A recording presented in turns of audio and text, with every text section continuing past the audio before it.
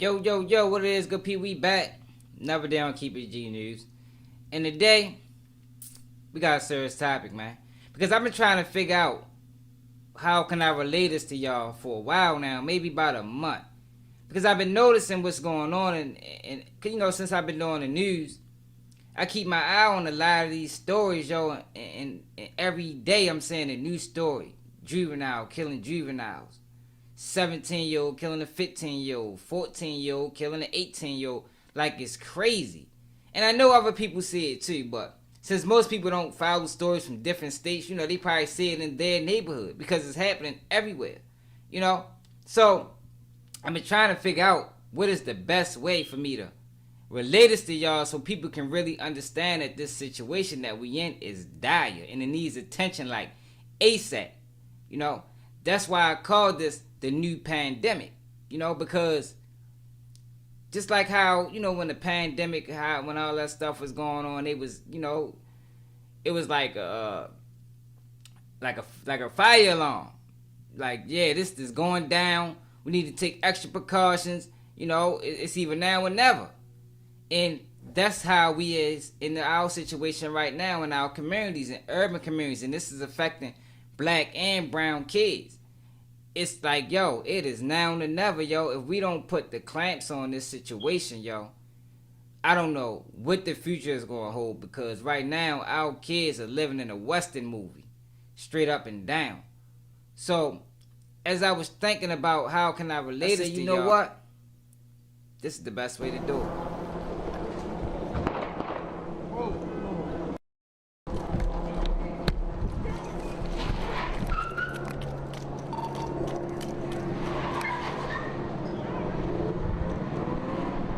Out of West Philadelphia, where police tell us 3 teenagers have been shot and rushed to the hospital. 2 of them are fighting for their lives right now. Can be so much better. Jonathan Martin lives near the Edmondson Village Shopping Center, where a teenager was shot and killed and 4 others were hurt. On Wednesday, police say that someone shot at the 5 teens outside this Popeyes at the shopping center. The victim who died was just 16 years old. The other victims include 2 17-year-old boys and 2 18-year-old men. More breaking news as 8 people, including 4 teenagers, were shot here in our area in the district last night. And overnight, we learned one of those teens, a 17-year-old boy, has died from his injuries. That shooting happened outside the Congress Heights metro station. All 5 of last night's shootings happened within a span of about 4 hours, and 3 of those shootings happened on or near Alabama Avenue and Southeast D.C. Another was in Northwest on First Place. And as we said, the deadly shooting happened near the Congress Heights metro station. Police are searching for whoever shot and killed a teenager in Brooklyn. The NYPD released new surveillance video of the suspect as he opened fire on Saratoga Avenue and Prospect Place. This happened in Brownsville yesterday. Brand new video of a 4th suspect just arrested and taken into custody in that deadly Sweet 16 party shooting in Douglas County. Tonight, new details about how a gang may have been involved in what led up to the deaths of 2 teenagers. Been a week since the body of a West Memphis student was found in a Mississippi forest. WREG's Bria Jones was at today's vigil outside the academies of West Memphis and joins us live now with a look at how family and friends are honoring someone they've known, loved, and last loved. night it was the scene of a double murder investigation where 14-year-old suspect Vincent Lamar Oliver Jr. is accused of killing Jasmine Bean and Jalexis Wells. When police arrived at the Dothan home on the 200 block of 5th Avenue, they found Jasmine Bean and Jalexis Wells dead. Oliver Jr. was named a suspect by police this morning. Almost 3 hours ago, police confirmed that he had been taken into custody. He is now being held in the Southeast Alabama Diversion Center here in Dothan. Several photos of Oliver Jr. show him holding guns. He has been charged as a juvenile in the case, and this is not his first run-in with the law. Warren Easton students react to the news that another classmate lost their life to gunfire. Good evening, I'm Lee Zurich. And I'm Lauren McCoy. New at 9, police issue an arrest warrant for a 15-year-old on a charge of negligent homicide in the shooting death of 15-year-old Warren Easton student Tyler Ellis. The life of Matthew Fortenberry was swiped away with 4 gunshots. It is something that we are very concerned about. It's something District Attorney Hiller Moore has seen too many times. Young people carrying large caliber weapons claiming the lives of other children. Based on evidence, a 17-year-old could be tried as an adult. A deadly shooting in the Golden Glades. Someone opened fire on a car that was driving by, hitting the driver and the passenger. One of the victims was just 16 years old. Both the teens and a 20-year-old man died at the hospital. There have been 3 homicides in Indianapolis already this year, and tonight we know all of the victims have been teenagers. A 15-year-old, a 16-year-old, and a 17-year-old killed in 3 separate incidents. We begin tonight with breaking news. A 15-year-old boy shot and killed, this near a high school on Chicago's west side. It happened in the 5100 block of West Tonight, Harrison. a father in Northeast Baltimore is mourning after his 19-year-old daughter was murdered. Yeah, he tells us Jamira Burrell was gunned down just feet away from his front door yesterday morning. A 16-year-old is facing charges in connection to yesterday's shooting near Savannah High School. A 15-year-old was shot on Pennsylvania Avenue at Elgin Street yesterday afternoon. Tanya Terrell, good morning. Yeah, neighbors describing this all to us as a pretty chaotic morning. They woke up to the sound of several rounds of gunshots just before 7 o'clock this morning, and police confirming that 2 teenage boys were killed in this shooting. Their ages right now still not specified, just telling us that they are between 15 and 18 years old. The 2 teenagers were found unconscious here at 114th and Calumet when police arrived. One of the victims was shot in the head. He was pronounced dead here on scene. The other was shot in his neck and chest and taken to Comer Children's Hospital, where he died from his injuries. Teens charged with killing another teenage girl. This all comes after the shooting death of a 15-year-old girl in Lake St. Louis. 6 teenagers were shot in this crossfire. Atlanta police tell us the shooters were going after 15-year-old Cameron Jackson. He died from his injuries this week. Meanwhile, 12-year-old Zion Charles was also hit by one of the bullets and died on the scene. Also breaking this morning, a 15-year-old boy shot and killed at a hotel party on the border of Dearborn and Detroit. The Douglas County prosecutor charged a 17-year-old with first-degree murder. It's a Fox 4 follow-up to a weekend shooting in Lawrence. The family says left 14-year-old Kamar J. Shaw dead. Now, before I continue, man, I gotta shout out my man ODM Slim. ODM Slim said I'm too cocky on my videos. Yo, I'm not cocky. I'm just from Baltimore. This is how we talk. This is how we act. But in real life, in reality, I'm down to earth. I give a person a shirt off my back, man. Straight up, yo. Humble. You feel me? The same person broke as he is with money. You won't see no change. Anybody that know me from back in the day will say, yo, he the same person. He always been that way. You know, especially since high school and on. Like, yeah, I was always the same. Never switch. You know what I mean? That's just how I am. I try not to be, you know, I try not to portray myself as a person that think he's better than people, because that's never the case. You know, I treat the janitor the same way as a CEO. I said it on my videos. But let's get back to the story. So what y'all just saying, right, was murders in every major city in the United States. From Baltimore to Texas to Florida to Alabama to Mississippi, New Orleans, Detroit. It's going down everywhere. You feel me? We got kids in every major city gunning each other down for next to nothing. You know, street beefs, beefing over girls, over colors. And I don't remember this growing up. Mind you, I'm not that far removed from the streets. A lot of people probably can tell by the way I talk. But even when I was ripping around the streets like I was, yo, it wasn't this bad, you know? It seemed like it's an influx of guns. And in this next article, I think they kind of try to pinpoint where they think these guns came from, you know? Because I know that was the biggest question in my mind. Like, yo, I don't remember this. I mean, they always been around. Don't get me wrong, but it's saying like now you got the ghost guns, you got the 3D printer guns, you got the, you know, like everybody got extended clips. Like, yo, what's going on out here? It's like a Western movie. And when did it start getting to the hands of kids this young? I'm talking about, it was a time, right, when it might be 5 of us, you know, it might be 1 or 2 guns. Nowadays, if you see 5 young guys, yo, it's a chance of them, every single one of them is strapped. And this is not their fault. That's another thing I want to make clear to people, yo, because I catch a lot of flack on my channel for, you know, speaking up for a lot of these juveniles when they get into trouble, yo, because I've been in that situation.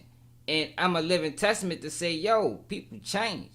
And a lot of times, I said this before, our kids don't get old enough to change.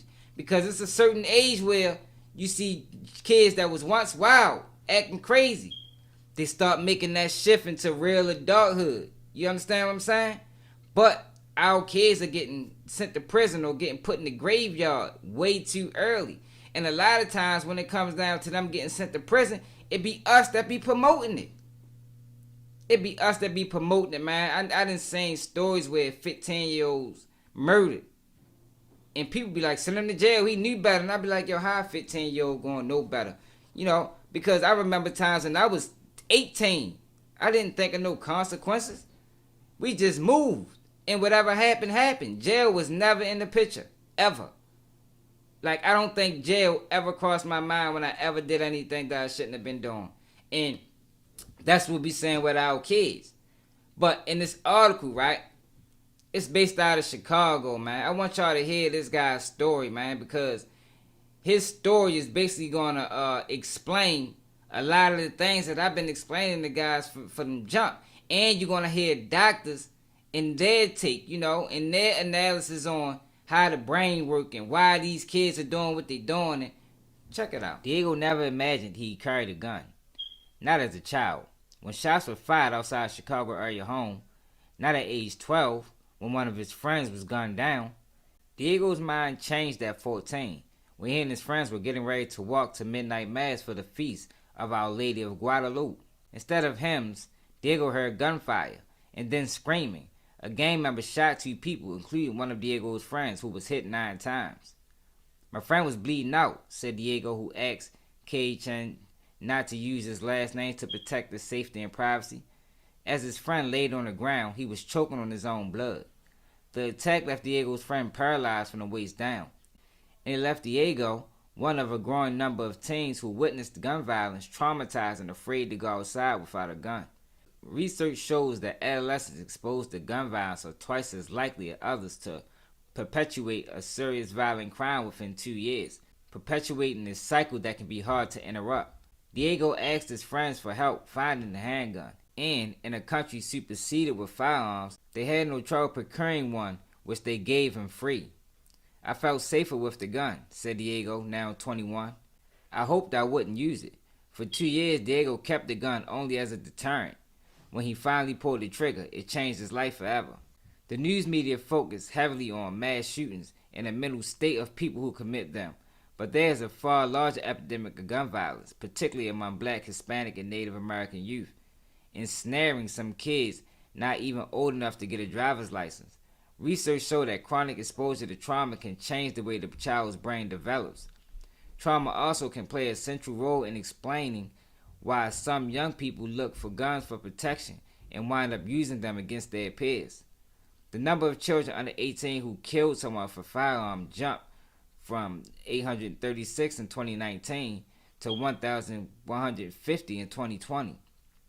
In New York City, the number of young people who killed someone with a gun more than doubled, rising from 48 juvenile offenders in 2019 to 124 in 2022, according to data from the city's police department. Youth gun violence increased more modestly in other cities. In many places, the number of teen gun homicides rose in 2020, but has since fallen closer to pre-pandemic levels. Researchers who analyzed crime statistics stressed that the teens are not driving the overall rise in gun violence, which has increased across all ages. In 2020, 7.5% of homicide arrests involved children under 18, a slightly smaller share than in previous years. Local leaders have struggled with the best way to respond to teen shootings. A handful of communities, including Pittsburgh, Fulton County, Georgia, and Prince George's County, Maryland, have debated or implemented youth curfews to curb teen violence. What's not in dispute? More people ages 1 to 9 die by gun violence than by any other cause. So the gun violence shows up in emergency rooms every day. At the U Chicago Medical Trauma Center, the number of gunshot wounds in children under 16 has doubled in the past 6 years. Selwyn Rogers, the center's founding director. The youngest victim was 2. You hear the mother wail or the brother say, "It's not true," said Rogers, who works with local youth as a hospital executive vice president for community health engagement. You have to be present in that moment, but then you walk out of the door and deal with it all over again. In recent years, the justice system has struggled to balance the need for public safety with compassion for kids, based on research that shows a young person's brain doesn't fully mature until the age of 25. Most young offenders age out of criminal or violent behavior around the same time, as they develop more self-control and long-range thinking skills. Yet teens accused of shootings are often charged as adults, which means they face harsher punishment than kids charged as juveniles, said Josh Rovner, director of youth justice at the Sentencing Project, which advocates for justice system reform. About 53,000 juveniles in 2019 were charged as adults, which can cause serious health repercussions. These teens are more likely to be victimized while incarcerated, Rovner said, and to be arrested again after release. Young people can spend much of their lives in poverty, imposed lockdown, never venturing far beyond their neighborhoods, learning little about opportunity that exists in the wider world, Rogers said. Millions of American children, particularly Black, Hispanic, and Native American kids, live in environments plagued by poverty, violence, and drug use. The 19 pandemic amplified all those problems, from unemployment to food and housing insecurities. Although no one can say with certainty what spurred the surge in shootings in 2020, research has long linked hopelessness and lack of trust in police to an increased risk of community violence. Gun sales soared 64% from 2019 to 2020, while many violence prevention programs shut down. One of the most serious losses children faced during the pandemic was the closure of schools, institutions that might provide the only stabilizing force in their young lives for a year or more in many places. The pandemic just turned up the fire under the pot, said Ellis White, Deputy Director of Research at a nonprofit Center for Justice Innovation, which works with communities and justice systems. Looking back, it's easy to underplay now just how uncertain that time during the pandemic felt.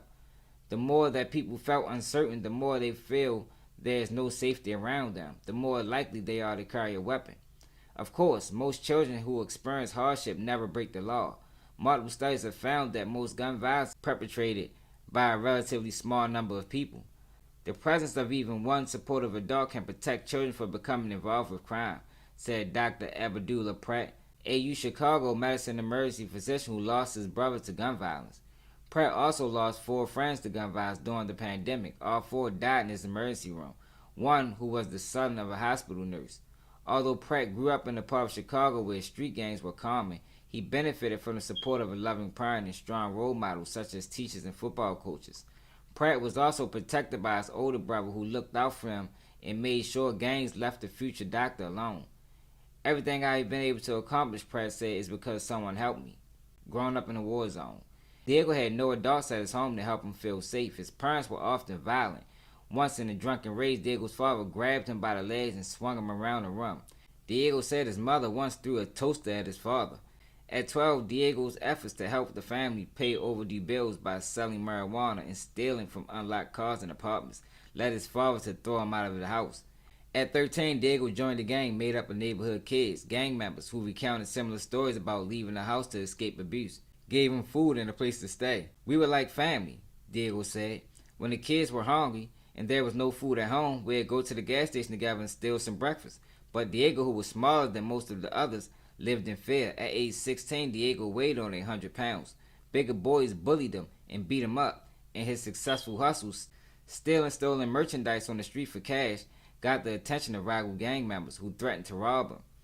Children who experience chronic violence can develop a war zone mentality, becoming hypervigilant to threats, sometimes sensing danger where it doesn't exist, said James Gabarano, an emeritus professor of psychological at Cornell University and Loyola University Chicago. Kids who live with constant fear are more likely to look to firearms or gangs for protection. They can be triggered to take preemptive actions, such as firing a gun without thinking, against a perceived threat. Their bodies are constantly ready for fight, said Gianna Tran, Deputy Executive Director of East Bay Asian Youth Center in Oakland, California, which works with young people living in poverty, trauma, and neglect. Unlike mass shooters who buy guns and ammunition because they're intent on murder, most teens' violence is not premeditated, Garbiano said. In surveys, most young people who carry guns, including gang members, say they do so out of fear or deterrent attacks rather than perpetuate them. But fear of community violence, both from rivals and the police, can stoke an urban arms race in which kids feel that only the foolish walk around without a weapon. Fundamentally, violence is a contagious disease, said Dr. Gary Sokin, founder of Cure Violence Global, which works to prevent community violence. Although a small number of teens become hardened and remorseful, Pratt said he sees far more shooting caused by poor conflict resolution and teenage impulsivity rather than the desire to kill. Indeed, firearms in an immature teenager brain are a dangerous mix, Garbiano said. Alcohol and drugs can magnify the risk. When confronted with a potential life or death situation, kids may act without thinking. When Diego was 16, he was walking a girl to school, and they were approached by 3 boys, including a gang member who, using obscene and threatening language, asked Diego was he in the gang. Diego said he tried to walk past the boys, one of whom appeared to have a gun. I didn't know how to fire a gun, Diego said. I just wanted to get them away. In news accounts of the shooting, witnesses said they heard 5 gunshots. The only thing I remember is the sound of the shots, Diego said. Everything else was going in slow motion. Diego had shot 2 of the boys in the legs. The girl ran away. He ran another. Police arrested Diego at his home a few hours later. He was tried as an adult, convicted of 2 counts of attempted homicide and sentenced to 12 years. In the past 2 decades, the justice system has made major changes in ways to treat children. Youth arrests for violent crimes plummeted 67% from 2006 to 2020, and 40 states have made it harder to charge minors as adults. States are also adopting alternatives to incarceration, such as group homes that allow teens to remain in their communities while providing treatment to help them change their behavior. Because Diego was 17 when he was sentenced, he was sent to a juvenile facility where he received therapy for the first time. Diego finished high school up behind bars and went on to earn an associate's degree from a community college. He and other young inmates went on field trips to theaters and the aquarium, places he'd never been. The detention center director asked Diego to accompany her to events about juvenile justice reform, where he was invited to tell his story. Those were very eye-opening experiences for Diego, who realized he had seen very little of Chicago, even though he spent his life there. Growing up, the only thing you see is your community, Diego said, who was released after 4 years in detention when the governor commuted his sentence. Now, if y'all didn't believe me before, y'all, when I told y'all, they don't be knowing what they doing. Especially when you're dealing with kids that got trauma and who don't got trauma in the urban environment, you know? And when these kids are getting sentenced, trauma never even gets brought up. In most cases, they never sit back and look at this child's lifestyle, how he was raised, the lack of parenting, the lack of economics, the lack of resources. They never factor none of these things in when they sentencing our kids, but when other kids get sentenced, you know, we done heard it. I done seen a case where a child was too privileged to know better. So if they can make a case for a child being too privileged to know better, how can't they make a case for a child being underprivileged? You understand? But they just send our kids away, yo, and the ones that's not getting sent away, our other kids are killing them. But I don't blame them, because at their age, they really don't know what they doing. Yeah, they think they grown. Even the 20-year-olds, if they watching, you know. Because I remember being that age, and I remember thinking I knew everything. And then I look back at it now like, dang, I was dumb as I don't know what. Some of the decisions that I made, I know we all can relate. When you sit back and think about some of the decisions you made in your early 20s, you be like, yo, what was I doing? Straight up. And at that time, you think you got it all. You think you know everything. You think you don't need no help with nothing. But in reality, you really need all the help. You really need to sit back and listen. And that's what's going on with our kids. But us as the adults are not reaching out because most of us are scared of them. And I get it. They're dangerous. Or is it they just misunderstood? And I think I go with the latter, man. I don't think these kids are as dangerous as they making it out the same. I even told y'all before, what y'all just heard in the article was that, yo, these kids don't want to kill. They just don't want to die, man. And that came from a doctor's mouth. Somebody that did studies on this. And I've been saying this for a while now, and people looked at me crazy. These kids, they just don't want to die, man. They go outside every day with a gun for protection because they know that the environment that they live in is treacherous. Somebody can take their life at any given moment, and it might not be their fault. A lot of times in these communities, trouble will find you, man. You could be hiding. You can hide under a rock, trouble will lift you up and spot you. So it's like, what do you do in that situation? Look what happened with Diego at 14 years old. He just had the gun because look at what he went through. 12 years old, his homeboy got killed. Another 14 years old, something else happened to his other friend. It's like, yo, what am I to do? And that's normally the changing point in these kids' lives. Now, I'm going to tell y'all how this normally go. When you young, you first lose your first friend, right? It's going to be like it's a pivotal point. It's like a crossroads. Some people is going to make the right decisions. Normally the ones that got the better home environment, they going to realize like, oh, it's getting too real. I don't think this for me. They going to start getting jobs. But then the ones that's a little bit more misled than the others, they going to keep going because they think it's time to turn up. I know that was my problem. My man David got killed. I was 16, man. That crushed me, man. I couldn't believe that. And then people put it on me like it was all because of me. And it made me look at it like, yo, so if this is what we doing now, people is really going out here killing now. So it's this what I'm gonna have to get on just to be in tune with society because I can't let them take me. And that's what's going on with these kids, man. That's their mentality. That's why they reacting the way they reacting to things, and it's not their fault. Because how can you blame them considering everything that they're going through?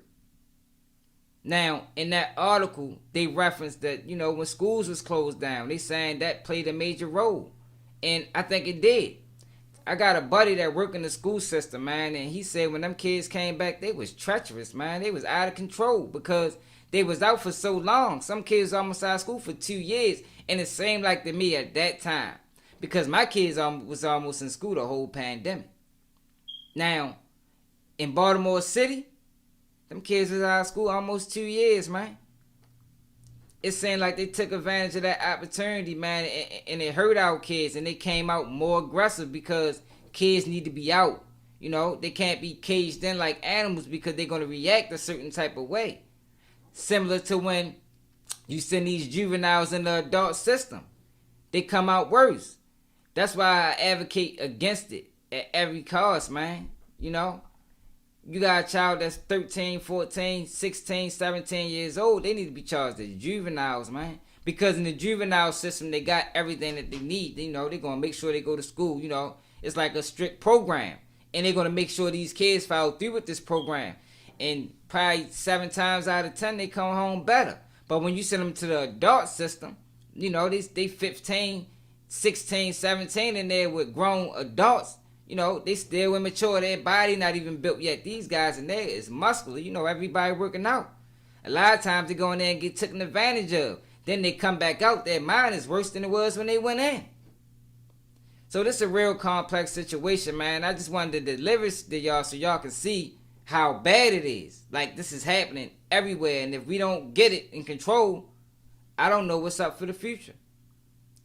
I don't know where we're going to be at for the future. My advice to the people is take care of your kids, man. You know, it starts at home. You know, we got to be better at parenting our own kids because nowadays the teacher can't talk to them because the parents will go out there and cuss the teacher out. When did we start that? When did that become a thing? The way as though your kid will get in trouble in school and the parent will go there and instead of hearing the teacher out, you know, because the teacher is an adult, they do get paid for this, you know. They know the signs of a child that's, you know, not behaving properly. Since when has it been cool to start going out there cussing the teacher out instead of listening to them and correcting your child? I think we got a lot to figure out as a community, yo. And I think if we don't do it ASAP, I hate to see what the future look like.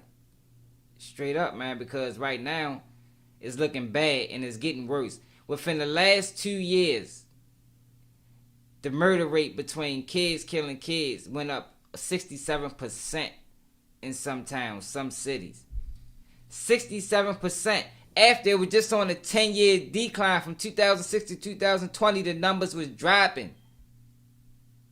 Then, the influx in the guns. I remember everybody was buying guns in the pandemic. You mean to tell me did a lot of them guns touch the streets? Because that's basically what this article is insinuating. that a lot of them guns that people was buying during the pandemic touched the streets. If that's the case, how? Because these juveniles can't go in the gun store and get none. So what's really going on? Let me know how y'all feel about this in the comments, man. Are y'all surprised at these numbers? Did y'all know it was actually this bad? I think a lot of people had an idea because we see what's going on in our community, yo. But how many people knew this was going on everywhere? I'm talking about everywhere. We just watched murders, and all these murders happened this year. This only 3 months in. And all of them was juveniles killing juveniles as young as 12. Getting their hands on guns and firing. And with all that said, I can't blame them because at the end of the day, it's not their fault because they don't know better. And it's up to us to fix it. Let me know how y'all feel about it in the comments. This Keep It G News. Make sure you like, comment, share, subscribe, support the movement. And I'm not cocky, man. And I'm out. I'm probably gonna die if I lead a clan. You got your turn and you turned your back. You turned around, ain't no turning back. I can't be the boss and no us and that. I'm bringing bow and I'm bipping with 2 times. I bought the drink and the kid got a coupon. Make 20,000 a neck on a futon. Sitting out, cause my brother in Jumon. Why you telling people you selling fentanyl? Why you telling feds you selling shit at all? Why you telling cops if you about to get it all? I'm already squeezing. You be dreaming about your dreams. I been living out my nightmares. I been missing, I been bad. The other night she was right there. I be lurking with my bros. I be crying with my mom. She be praying to the Lord that I don't turn into a monster. You be dreaming about your dreams. I be living out my nightmares. I been missing Kevin Bates.